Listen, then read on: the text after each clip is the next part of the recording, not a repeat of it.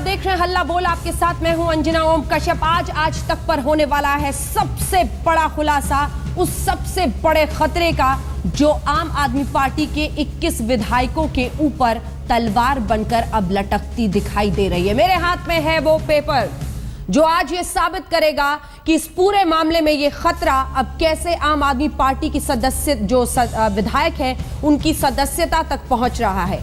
मेरे हाथ में है दरअसल इलेक्शन कमीशन ऑफ इंडिया का reference and court cases section की वो रिपोर्ट जो इनकी तरफ से जारी की गई है।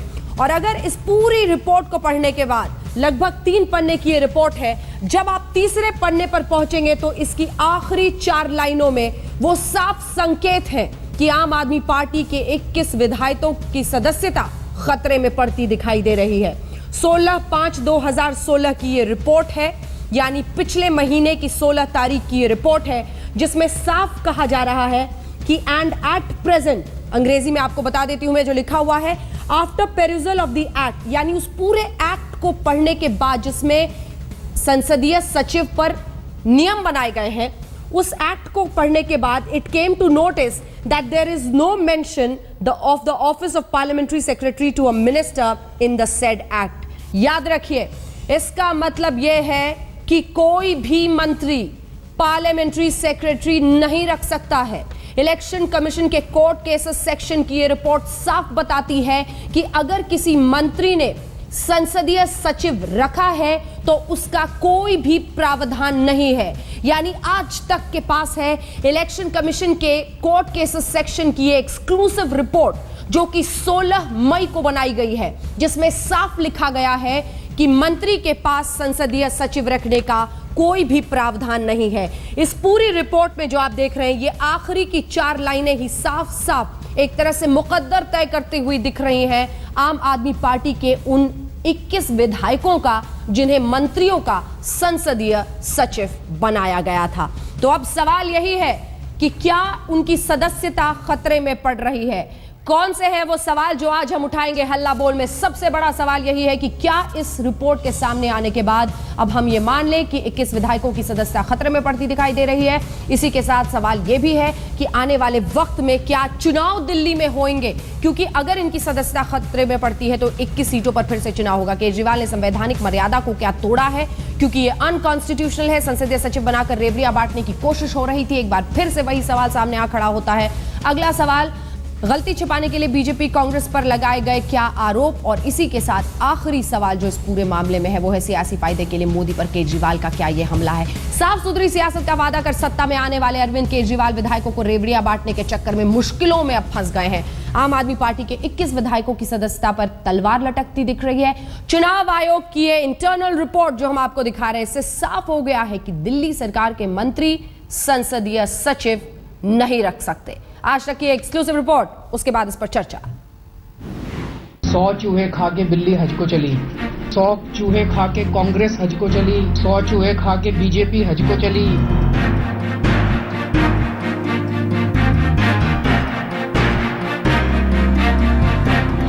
बुधवार की शाम केजरीवाल खुद मोर्चे पर उतरे। अपने 21 सूरमाओं के बचाव में तरकश से आरोपों के तीर छोड़े। मिसाल अतीत की दी, दलील में बीजेपी और कांग्रेस के कारनामे गिनाए। लेकिन गुरुवार का सूरज चढ़ते ही केजरीवाल की दलीलों का दम निकलता दिखने लगा। आज तक को मिली चुनाव आयोग की आंतरिक रिपोर्ट से ये साफ है कि आम आदमी पार्टी के 21 विधायकों की सदस्यता खतरे में है। केजरीवाल और उनकी मंडली को इस रिपोर्ट को गौर से देखना चाहिए। ये किसी राजनीतिक दल की रिपोर्ट नहीं, ना ही किसी गैर सरकारी संगठन की रिपोर्ट है। ये चुनाव आयोग की इंटरनल रिपोर्ट है जो टीम केजरीवाल के लिए खतरे की बड़ी घंटी है। इस रिपोर्ट का लबो-लुआब हम आपको बताते हैं। चुनाव आयोग ने दिल्ली के मुख्य निर्वाचन अधिकारी से लाभ के पद के विवाद में राय मांगी थी। आम आदमी पार्टी के 21 विधायकों के हलफनामे पर मुख्य निर्वाचन अधिकारी से राय देने को कहा गया था। मुख्य निर्वाचन अधिकारी ने दिल्ली विधानसभा सदस्य अधिनियम 1997 की छानबीन की, तमाम संशोधनों को बारीकी से जांचा परखा और इसके बाद चुनाव आयोग को रिपोर्ट भेजी। अपनी रिपोर्ट में मुख्य निर्वाचन अधिकारी ने साफ साफ कहा है कि दिल्ली में मंत्रियों को संसदीय सचिव रखने का कोई प्रावधान नहीं है। मुख्य निर्वाचन अधिकारी की राय के बाद ही चुनाव आयोग के कोर्ट सेक्शन ने ये आंतरिक रिपोर्ट तैयार की है। इस रिपोर्ट को देखने और समझने के बाद केजरीवाल का ये दावा खोखला लगता है कि 21 विधायकों को संसदीय सचिव बनाने का फैसला संवैधानिक था। साहेब सिंह वर्मा जी ने नंदकिशोर गर्ग एमएलए को अपना पार्लियामेंट्री सेक्रेटरी बनाया था।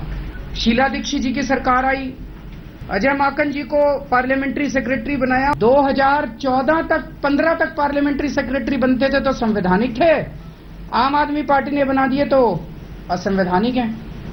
ये तो दोगलापन नहीं चलेगा। आज तक को मिली इस बेहद अहम रिपोर्ट से दो बातें आईने की तरह साफ हो जाती हैं। नंबर 1, दिल्ली में सिर्फ मुख्यमंत्री को संसदीय सचिव रखने का हक है। नंबर 2, दिल्ली में मंत्रियों को संसदीय सचिव रखने का हक नहीं है। भले ही केजरीवाल ने अपने 21 विधायकों की तारीफ में कसीदे गढ़े, उन्हें अपनी आंख, नाक और कान बताया, लेकिन कानून की नजर में उनके विधायकों का संसदीय सचिव बनाए जाना गलत है।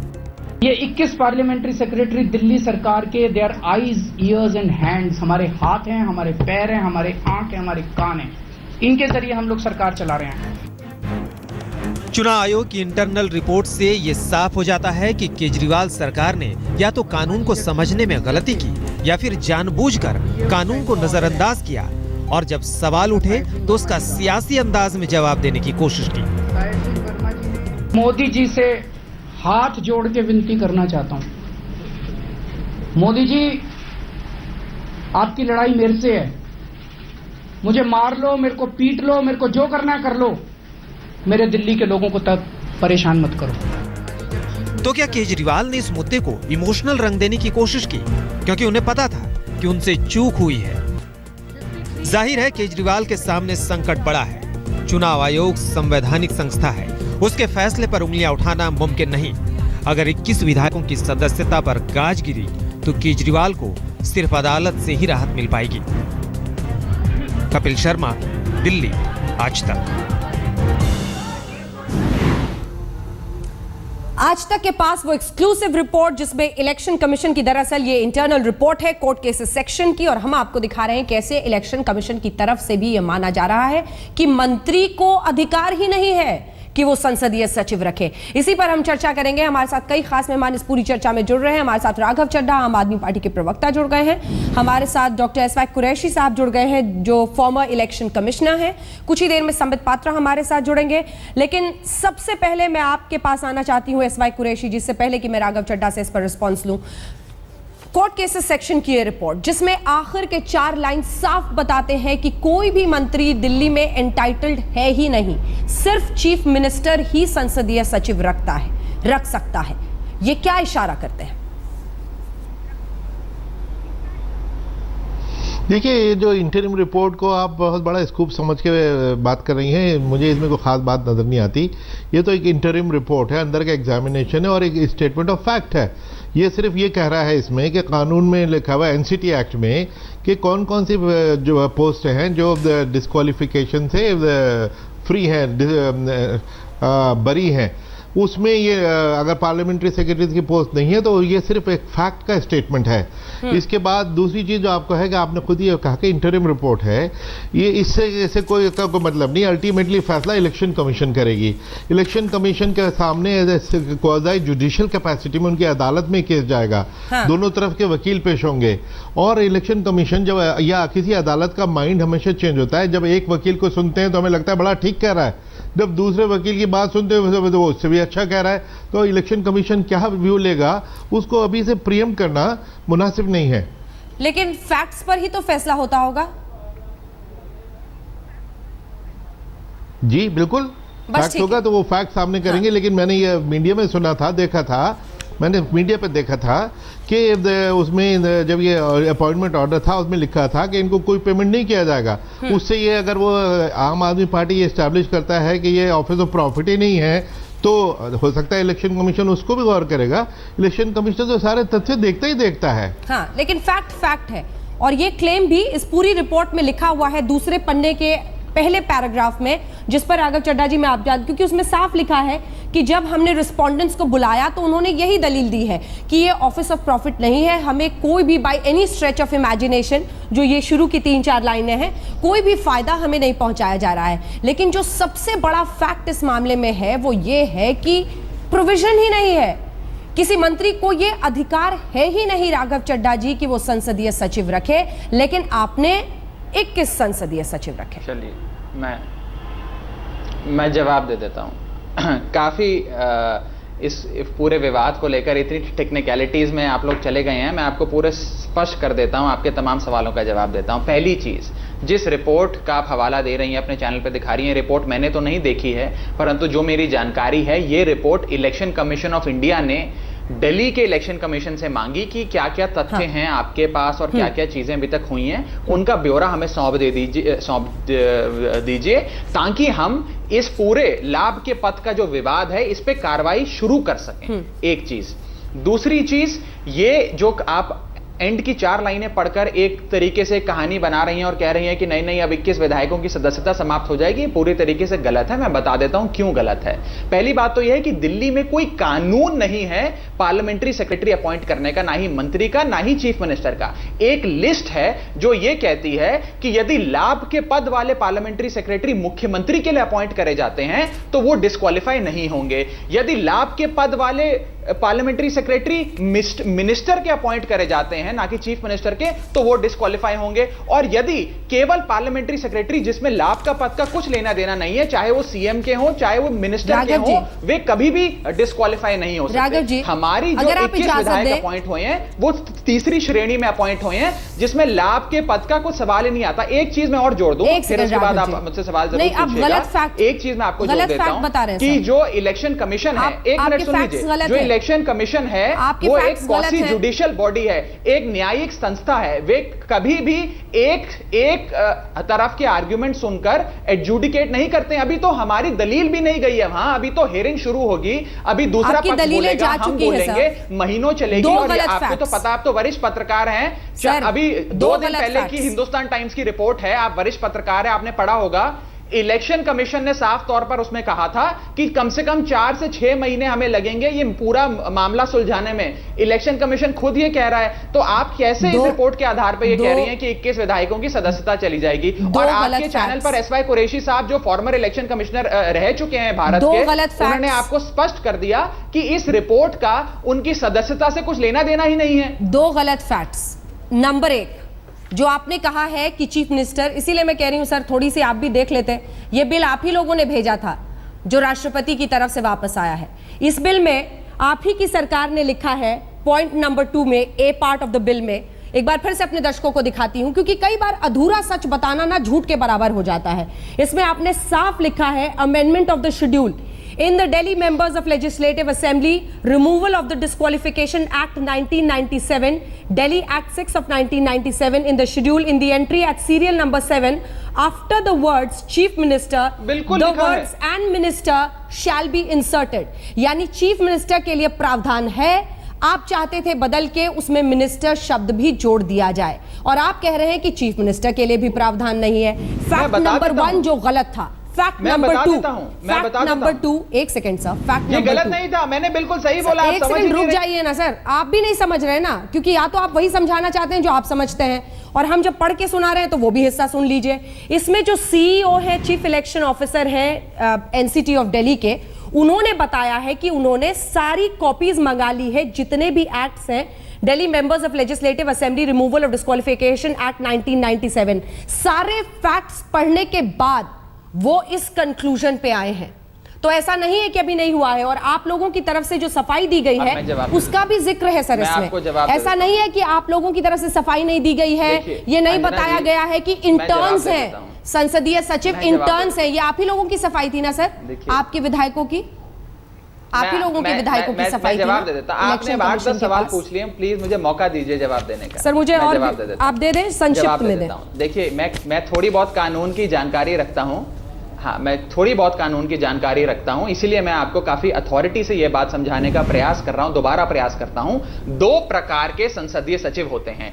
एक वो संसदीय सचिव होता है जिसको सैलरी मिलती है, और यदि वे अगर उस एग्जेम्पशन लिस्ट में नहीं है तो वो लाभ के पद के चलते डिस्क्वालीफाई हो सकता है। एक दूसरे प्रकार के संसदीय सचिव होते हैं जिसको किसी प्रकार की सैलरी या पगार नहीं मिलती है, वे चाहे मुख्यमंत्री के संसदीय सचिव हो चाहे मंत्री के संसदीय सचिव हो, वे कभी भी लाभ के पद के दायरे में आते ही नहीं है, तो उनका डिस्क्वालिफिकेशन या सदस्यता निलंबित हो ही नहीं सकती। यह स्पष्ट तौर पे है। जो बिल क्यों लाए, मैं उस पर भी आपको जवाब दे देता हूं। बिल हम इसलिए लाए कि कल को आने वाले समय में यदि कोई संसदीय सचिव ऐसा नियुक्त करा जाता है या एक ऐसा पद क्रिएट करा जाता है जिसपे सैलरी दी जाए, पगार दिया जाए, परक्विजिट दिया जाए, तो वो लाभ के पद के दायरे में ना आए। अब ये हमारी नोटिफिकेशन है जो हमने संसदीय सचिव नियुक्त करी है, साफ तौर पे कहती है parliamentary secretaries will not be eligible for any remuneration और perks of any kind from the government. यानी कि दिल्ली सरकार को एक फूटी कौड़ी भी संसदीय सचिव पे खर्च करने की जरूरत नहीं है। तो लाभ के पद में लेकिन जो कानून है वो और सिर्फ मुख्यमंत्री को संसदीय सचिव रखने का ही प्रावधान देता है। एक जल्दी से छोटा सा रिएक्शन संबित पात्रा जी, जिसके बाद हमें ब्रेक पर जाना है। वो एग्जेम्पशन लिस्ट से पढ़ रही हैं मैडम, आप वो आप एग्जेम्पशन लिस्ट से पढ़ रही हैं। एग्जेम्पशन लिस्ट के लिए मौका देंगे तो मैं बोल दूंगा। शीला दीक्षित ने अगर अजय माकन को रखा था सर,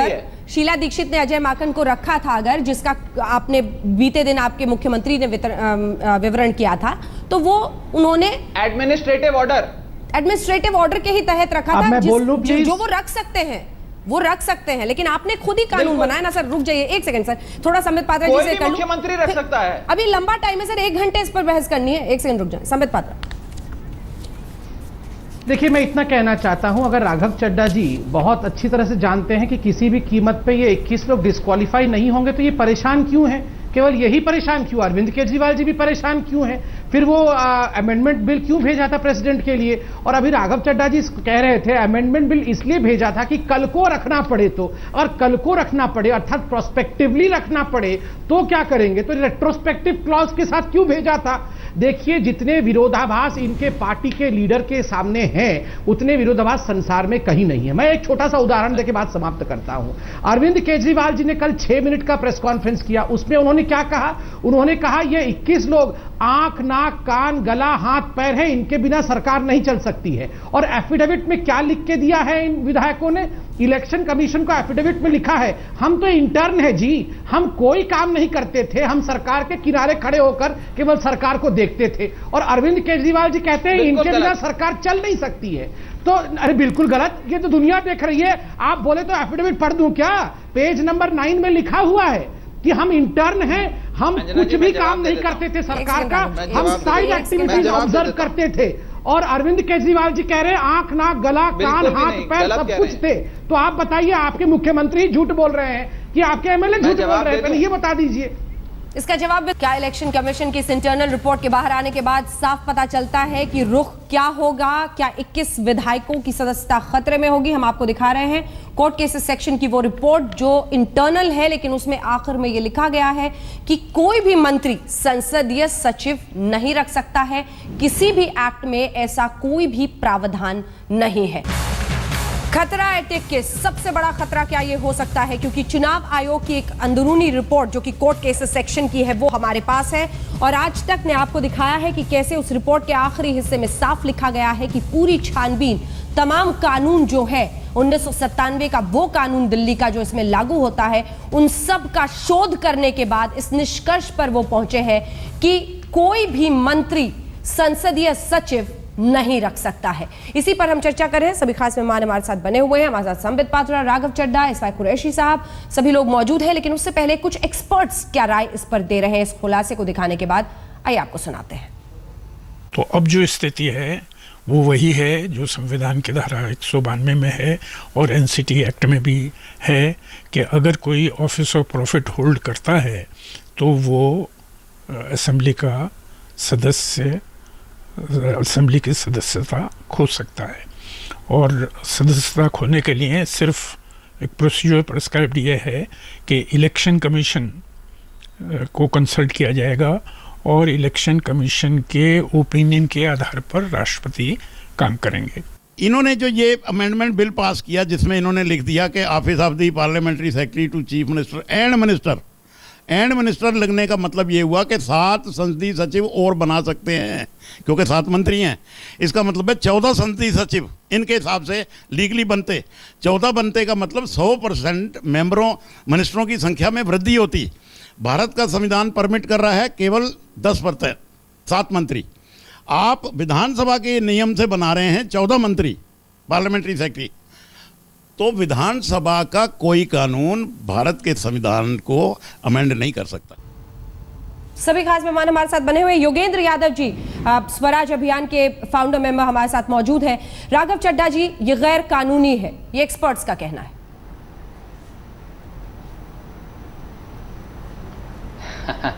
देखिए, जिस व्यक्ति को कानून की प्रक्रिया का नहीं पता और जिसको नहीं पता प्रिंसिपल्स ऑफ नेशनल जस्टिस क्या होते हैं, इलेक्शन कमीशन की प्रोसीडिंग्स कैसे चलती हैं, वही केवल इन 4 लाइनों को पढ़कर ये कह सकता है कि 21 विधायकों की सदस्यता जाने वाली है। आपके चैनल पर कुरैशी साहब हैं, उन्होंने इलेक्शन कमीशन ऑफ इंडिया को हेड करा है इतने साल, वो ही आपके चैनल पे बता रहे हैं कि इसका कोई लेना देना नहीं है। अभी तो पूरी कार्रवाई इलेक्शन कमीशन ने शुरू भी नहीं करी, अभी तो हियरिंग होगी, हम अपना मत रखेंगे, लोग अपना मत रखेंगे, उसके बाद पता लगेगा कि क्या होगा। और हमें इलेक्शन कमीशन की निष्पक्षता और उनकी जो पूरी गरिमा है उसका हम बहुत सम्मान करते हैं, इसलिए हम इस पर कुछ कॉमेंट नहीं करना चाहते। जहां तक आपने इंटर्न्स और लाभ के पद की जो बात आप अपने चैनल पर लगातार दिखा रहे हैं, ये जो पूरा मुद्दा है लाभ के पद का और लाभ के पद से जुड़ी हुई सदस्यता समाप्त होने का, वो तभी हो सकती है जब लाभ का पद साबित हो। लाभ का पद तब साबित होगा जब 2 चीजें होती हैं, एक होता है लाभ, दूसरा होता है पद। पद है ही नहीं, जैसा कि हमने अपने उसमें बताया कि ये केवल एक पोस्ट है, केवल असिस्टेंट के रूप में काम करते हैं, इसलिए पद नहीं है। दूसरा लाभ पोस्ट और पद में क्या फर्क है, मैं समझ नहीं पा रहा हूं। किसी प्रकार की सैलरी, मुझे किसी कोई प्रकार की समझाए। पगार उनको देने रहे, तो ना लाभ है, ना लाभ है, ना पद है, तो लाभ का पद होने का सवाल ही नहीं उठता। मैं एक चीज और जोड़ देता हूं, राघव जी देखिए 1953 में सुन लीजिए, दिल्ली सरकार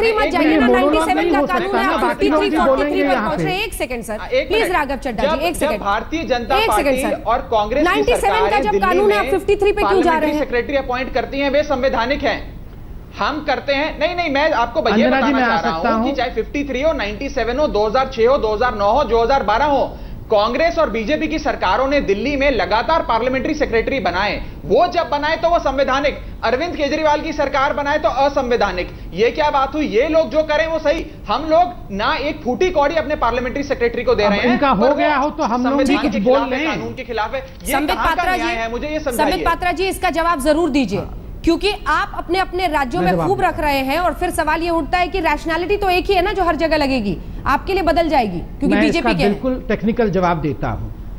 देखिए, पहली बात तो है, मैं देखिए हम लोग तो अनपढ़ हैं। कल अरविंद केजरीवाल जी ने कहा सारे पढ़े लिखे डॉक्टर इंजीनियर तो इन्हीं के पार्टी के हैं।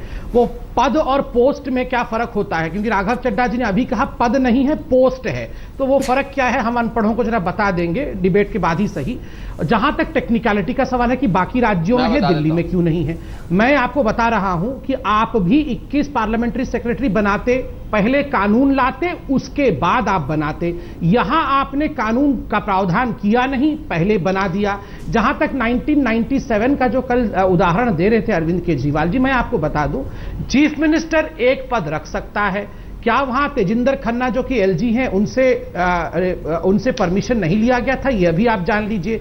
तीसरी बड़ी बात है, 2006 में जया बच्चन के केस में अगर जया बच्चन यही प्ली लेती 1997 योगेंद्र यादव जी के पास मुझे जाना, राघव जी रुक जाइए, तो जया बच्चन भी छूट जाती, जया बच्चन भी रेस्क्यू हो जाती, जया बच्चन डिस्क्वालीफाई थोड़ा सा रुक जाइए। और उस जजमेंट में प्लीज रुक जाइए, 2006 के जजमेंट में बड़े स्पष्टता से सुप्रीम कोर्ट पेक्यूनरी गेन्स आवश्यकता नहीं है, वो लेती नहीं थी, पेक्यूनरी गेन्स आवश्यकता नहीं है, पोस्ट ऑफ प्रॉफिट है या नहीं ये आवश्यकता है, और parliamentary secretary post of profit है।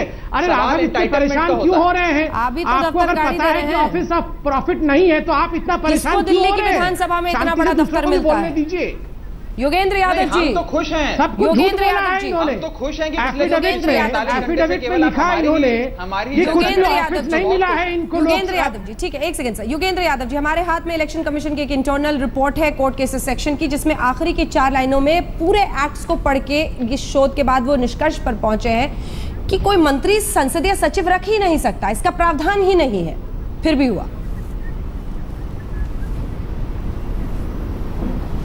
एक तो मुझे आम आदमी पार्टी के प्रवक्ता की ये बात सुन के बहुत अच्छा लगा। उन्होंने कहा कि वो चुनाव आयोग का सम्मान करते हैं। मुझे अच्छा लगा, किसी चीज़ का तो सम्मान करते हैं। मुझे लगने लगा था कि शायद किसी भी चीज़ का सम्मान नहीं करते ये लोग। थोड़ा सा तथ्यों का भी सम्मान करना शुरू कर दें तो बहुत अच्छा हो जाएगा। ये जो चुनाव आयोग की रपट आप बता रहे हैं, इसमें दरअसल कुछ भी नई बात नहीं है।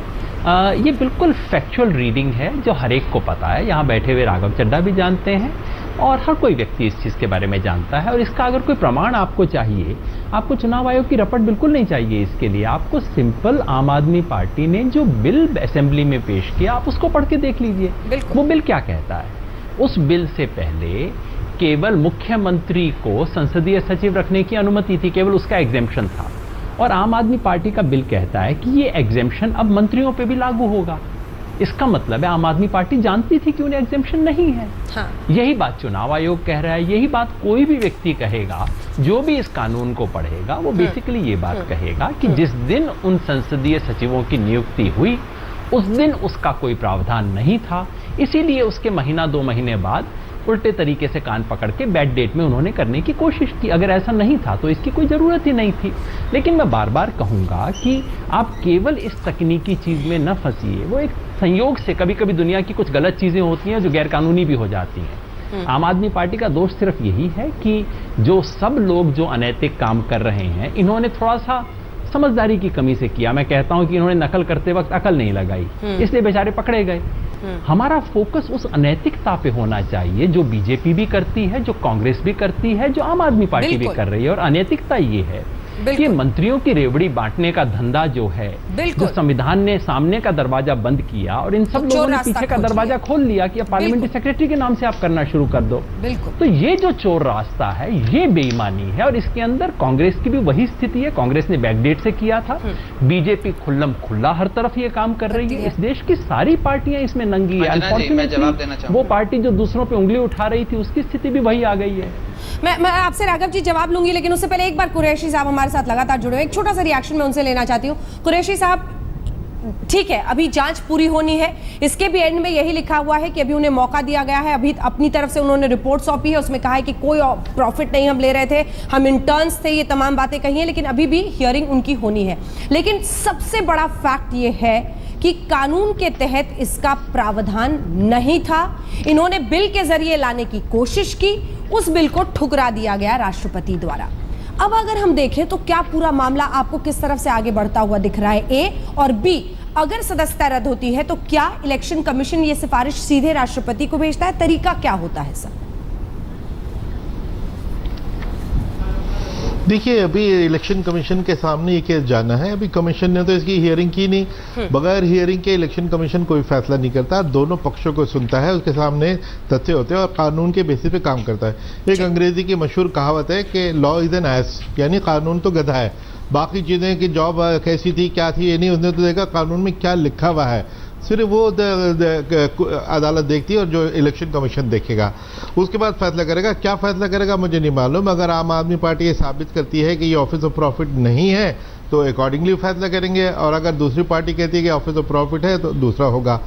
इसके बाद इलेक्शन कमीशन का जो फैसला होता है वो राष्ट्रपति को जाता है, या स्टेट के केस में गवर्नर को जाता है। इन दिस केस राष्ट्रपति जी को जाएगा, और राष्ट्रपति जी को ये फैसला बाध्य होता है, क्योंकि ये तो थ्रू जुडिशियल प्रोसीडिंग होता है। जुडिशियल प्रोसीडिंग से हम इस फैसले पे पहुंचते हैं, और उसमें राष्ट्रपति जी को बाद में उसमें कुछ रद्दो बदल की कोई गुंजाइश नहीं होती। और ये शायद एकमात्र ऐसा फैसला है जिसमें कैबिनेट की तरफ से कोई हस्तक्षेप नहीं, मतलब सीधा ये इलेक्शन कमीशन से सीधा राष्ट्रपति के पास जाता है और वो बाध्य होते हैं। कुरैशी साहब।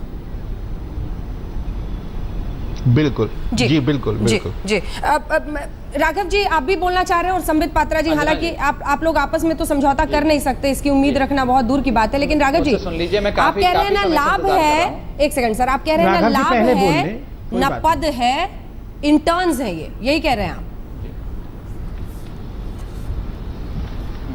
मैं जवाब दे देता हूं। देखिए, योगेन जी ने जो बात कही, मैं उनसे काफी हद तक सहमत हूं। उन्होंने ये कहा कि जो एग्जेम्पशन लिस्ट है, उस एग्जेम्पशन लिस्ट में मुख्यमंत्री के जो संसदीय सचिव होते हैं उनको पगार वगार मिलती है, वो लोग एग्जेम्प्ट हैं, परंतु मंत्री के अगर कोई संसदीय सचिव है उनको पगार मिलती है तो वो लोग एग्जेम्प्ट नहीं है। ये बात बिल्कुल सही है, ये बात हमें पता थी जब हमने संसदीय सचिव नियुक्त करे, इसीलिए हमने अपने संसदीय सचिव को किसी प्रकार का लाभ या सैलरी पगार नहीं दिया, तो इसलिए लाभ का पद नहीं होता। एक चीज, दूसरी चीज मैं आपको यह स्पष्ट तौर पे बताना चाहूंगा, सुन लीजिए, योगेंद्र जी ने एक और बात कही कि एक प्रथा चल रही है और उन्होंने एक काफी बड़ा सवाल खड़ा करा कि एक प्रथा चलती है, अन्य राज्य सरकारें, कांग्रेस और बीजेपी भी ये कर रही हैं कि वे लाभ के पद के चलते रेवड़ियां बांटती है अपने एमएलएस को। बिल्कुल सही है, मोदी जी ने 2009 में जब वे मुख्यमंत्री थे गुजरात में 6 संसदीय सचिव नियुक्त करे, उनको उप मुख्यमंत्री का पद दिया, गाड़ी दी, बंगला दी, सैलरी दी, लाल बत्ती दी, सब कुछ दिया, पर अरविंद केजरीवाल ने रेवड़ियां नहीं बांटी। अरविंद केजरीवाल ने 21 संसदीय सचिव बनाए, उनको एक फूटी कौड़ी नहीं दी। वो लोग मुफ्त में गली गली जाकर काम करते हैं, जमीनें ढूंढते हैं स्कूल बनाने के लिए, जमीनें ढूंढते हैं मोहल्ला क्लिनिक बनाने के लिए, इलेक्ट्रिसिटी का ट्रांसफार्मर कहां इंस्टॉल होना है वो काम करते हैं। और इसीलिए हमने कहा कि ये जो हमारे संसदीय सचिव हैं ये हमारे मंत्रियों के हाथों को ताकत देते हैं, उनकी मदद करते हैं। इसीलिए आज दिल्ली सरकार के मॉडल की बात संयुक्त राष्ट्र तक हो रही है, हमारे मोहल्ला क्लिनिक्स की बात, हमारे सोलर पॉलिसी की बात संयुक्त राष्ट्र में हो रही है और अरविंद केजरीवाल की सरकार की तारीफ हो रही है। ये इसीलिए हो पा रहा है क्योंकि ये तमाम संसदीय सचिव लगातार काम कर रहे हैं, जनता की सेवा कर रहे हैं और इनको किसी प्रकार की कोई रेवड़ी नहीं दी गई। योगेंद्र जी, इसके बाद आ रही हूं संबित जी। जिसे कहते हैं कौन न मर जाए इस मासूमियत पे, कितनी मासूम आर्ग्यूमेंट है। एक छोटी चीज भूल जाते हैं, वो ये है कि भैया अगर किसी को गांव-गांव दौड़ाना है, किसी को अस्पताल भिजवाना है, किसी से ये सब काम करवाने हैं, उसको ये दर्जा ये ओहदा देने की क्या जरूरत है? क्या जरूरत है? आप उसको विधानसभा की समिति का सदस्य बनाइए, विधानसभा की समिति का अध्यक्ष बनाइए, आप उसको वैसे ये जिम्मेवारी दे दीजिए। ये पद बांटने का, पद और नाम, इसकी क्या जरूरत है? इसका कोई जवाब अब तक नहीं मिला। 3 दिन से मैं सुनता आ रहा हूं, इन सब सवालों के कोई जवाब नहीं है। अगर हम याद रखें कि ये कब हुआ था, ये मार्च के महीने में हुआ था। मार्च के महीने में जब पार्टी के अंदर कुछ हो रहा था, शायद आपको याद होगा, और उस वक्त कहीं डर था कि अगर एमएलए को बचाने के लिए कुछ उनको नहीं दिया गया तो वो कहीं चले ना जाएं। उस संदर्भ में था जो कि सारे खेल बाकी पार्टियां खेलती। सीधा आरोप है। संबित जी बोल रहे सर, उसके बाद जवाब। एक बार संबित जी बोले, फिर सबका जवाब दीजिएगा। रुक जाइए सर, एक सेकंड। संबित जी बोल, सर एक सेकंड, राघव जी दोनों आरोपों का जवाब दे दीजिएगा। थोड़ा डेमोक्रेसी को भी यहाँ होल्ड करिए। देखिए, पहली बात तो है, मैं 2006 के जजमेंट का एक लाइन पढ़ता हूँ जिससे आपको मालूम पड़ेगा कि वास्तविक रूप में सच्चाई क्या होता है। The question whether a person holds an office of profit is required to be interpreted in a realistic manner. Nature of the payment must not be considered as a matter of substance rather than a form. Nomenclature is not important. केवल पैसा दे दे उसी से payment नहीं होता है, किसी भी form में ऑफिस ऑफ प्रॉफिट एक कॉन्सेप्ट है जारी की। ऑफिस ऑफ प्रॉफिट एक कॉन्सेप्ट है राघव चड्ढा जी। अगर कोई किसी भी फैसले को प्रभावित भी कर सकता है तो उसे भी प्रॉफिट माना जाता है। ये जया बच्चन के केस में साफ साफ कोर्ट ने कहा था, और आप ही ने दफ्तर का भी वादा उसी नोटिफिकेशन में किया था, मिनिस्टर के पास, हालांकि बाद में असेंबली में दिया, और फिर सरकारी खर्चे से पेट्रोल भी। उस पेट्रोल का पैसा दिल्ली के टैक्स पेयर्स ही देंगे। वक्त की बहुत कमी है, आखिरी प्रतिक्रिया लेने के लिए मैं 10-10 सेकंड का आ रही हूं। संबित पात्रा जी, आप। देखिए, मैं इतना कहना चाहता हूं, बहुत हमने टेक्निकलिटी पे बात की, आप जरा नैतिकता को देखिए। यही वही लोग हैं जो रिक्शा में लटक लटक कर आए थे कि हमें ओथ लेना है और हम गरीबों की सेवा करेंगे, हमें कुछ नहीं चाहिए। आज ये वही लोग हैं जो कह रहे हैं अगर थोड़ा सा भी अतिरिक्त काम करेंगे तो अलग तनख्वाह लेंगे, रेन्यूमरेशन लेंगे, और लाल बत्ती गाड़ी होगी तभी जाके हम गरीबों को अस्पताल में देखने जाएंगे, स्कूल में जाएंगे। बिना लाल बत्ती गाड़ी के हम जाएंगे नहीं। ये इनकी असली चेहरा है। और सबसे बड़ी बात है, एफिडेविट में अरविंद केजरीवाल जी के जो एमएलए हैं वो झूठ बोलते हैं और सरेआम झूठ बोलते हैं, ये पकड़ में आता है। सर, वक्त की कमी है, वक्त की कमी। राघव जी, मैं चाहती हूँ आप योगेंद्र जी के सवाल का जवाब दें, क्योंकि वो बहुत गंभीर सवाल है। अगर वाकई समाज सेवा और इंटर्नशिप करनी है तो संसदीय सचिव का पद क्यों? जी, मैं योगेंद्र जी के सवाल का ही जवाब दे रहा हूं। बीजेपी के सवालों का तो जवाब देने की आवश्यकता नहीं है, जनता उनको जानती है। जहां तक योगेंद्र जी ने सवाल पूछे, मैं बता देता हूं कि उनको पद देने की क्या आवश्यकता पड़ती है। उन्होंने कहा नहीं तो कोई असेंबली की कमेटी का पद दे दीजिए, असेंबली में किसी कमेटी का मेंबर बना दीजिए। अरे वो भी तो पद देना हुआ। पद इसलिए देना पड़ता है कि आपको लीगल सैंटिटी देनी पड़ेगी। कोई बुराड़ी का एमएलए दिल्ली के अस्पताल में जाकर दवाइयां चेक नहीं कर सकता कि दवाई राघव, आप घुमा रहे हैं, आपने सवाल का जवाब नहीं दिया। बहरहाल बहुत बहुत शुक्रिया, आप सभी का। वक्त की बहुत ज्यादा कमी है, नहीं तो हम इस बहस को आगे ले जाते हैं। लेकिन सबसे बड़ा सवाल यही है कि क्या अब इस रिपोर्ट के बाद ये सच सामने आता है कि 21 विधायकों पर खतरा और भी